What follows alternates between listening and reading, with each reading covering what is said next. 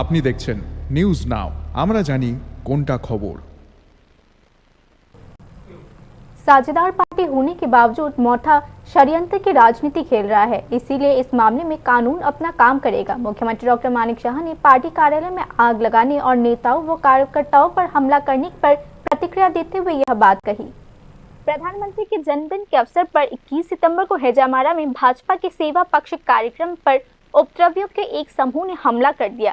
इसमें जनजाति मोर्चा के प्रदेश अध्यक्ष मंगल देबबर्मा सहित कई कार्यकर्ता गंभीर रूप से घायल हो गए। मुख्यमंत्री डॉक्टर मानिक शाह बुधवार को इस घटना में घायलों का हालचाल जानने जीबी हॉस्पिटल गए। बाद में पत्रकारों के सवाल के जवाब में मुख्यमंत्री डॉक्टर मानिक शाह ने कहा कि टिप्रामोथा द्वारा आश्रय प्राप्त उपद्रवियों ने इस हमले की योजना बनाई थी। मुख्यमंत्री डॉक्टर मानिक शाह ने सवाल उठाया कि यह स्थिति कब तक चलेगी और कहा कि अगर कोई कानून के जाल में फंस गया तो वह नहीं बच सकता। माननीय प्रधानमंत्री जी आसार कथा छिलो 22 तारीख एसेছেনও তার আগের দিন হয়েছে ঘটনা। এবং আপনারা সবাই জানেন যে ভারতীয় জনতা পার্টির ওখানে হেজামারাতে যে আমাদের মণ্ডল আছে তার উদ্যোগে যারা আমাদের ট্রাইবাল মহিলারা আছেন সেই মহিলাদের বাচ্চা দেওয়ার একটা কার্যক্রম ছিল এবং সেখানে প্রায় 250 থেকে 300 উপরে মহিলা যা শুনলাম প্রায় ওখানে জমায়েত ছিল এবং তাদেরকে যখনই পাত্রা দেওয়ার যে ব্যবস্থায় বিতরণ করছিল তখন আমাদের একজন মানে সাংবাদিক সেখানে ও ভিডিও করছিল। সাংবাদিকের তো কোনো রাজনৈতিক পরিচয় নেই।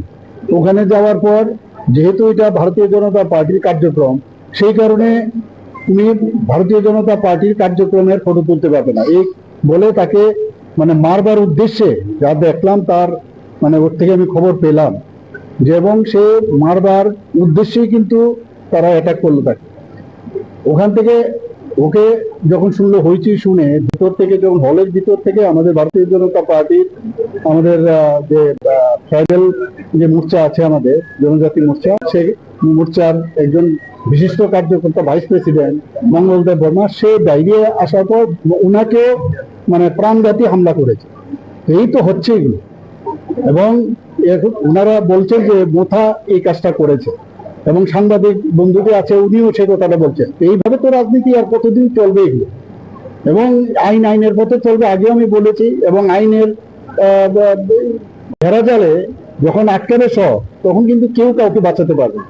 साझेदार पार्टी होने के बावजूद टिप्रामोथा विधानसभा में सरकार से जवाब मांग रही है। इतना ही नहीं, इस तरह के हमलों के जरिए एक साजिश रची जा रही है। मंडाई में भाजपा का मंडल कार्यालय जला दिया गया। इस बार कानून का पालन करेगा, पुलिस अपना काम करेगी।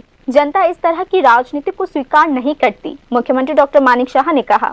চলবো যে আইনের পথে আমরা চলবো, আমাদের সরকার সেই চিন্তা ভাবনা আমরা অলরেডি ডিসিশন নিয়েছে সেইভাবে আমরা এই বিষয়ে কি উঠতে করতে কোনো কারো কাছে যাওয়া না না এগুলো তো নিশ্চয়ই যাবে যাচ্ছেও। আজকে তো মিডিয়ার দৌলতে সবাই জানছে সবাই দেখছে এগুলো এবং এগুলোর একটা শেষ আর আলটিমেটলি হবে মানুষ সেগুলোকে কোনো অবস্থায় অ্যাকসেপ্ট করবে। राजनीतिक विश्लेषकों का मानना है कि टिप्रामोथा आगामी TTAEDC चुनावों से पहले पहाड़ में अपनी स्थिति बनाए रखने के लिए बेताब है। ऐसे में हमले कर सहयोगी भाजपा को रोकने की कोशिश की जा रही है। हमले की राजनीति के चलते राजनीतिक हलकों में इस बात को लेकर अटकलें तेज है कि भविष्य में साझेदारी समझौता किस दिशा में जाएगी।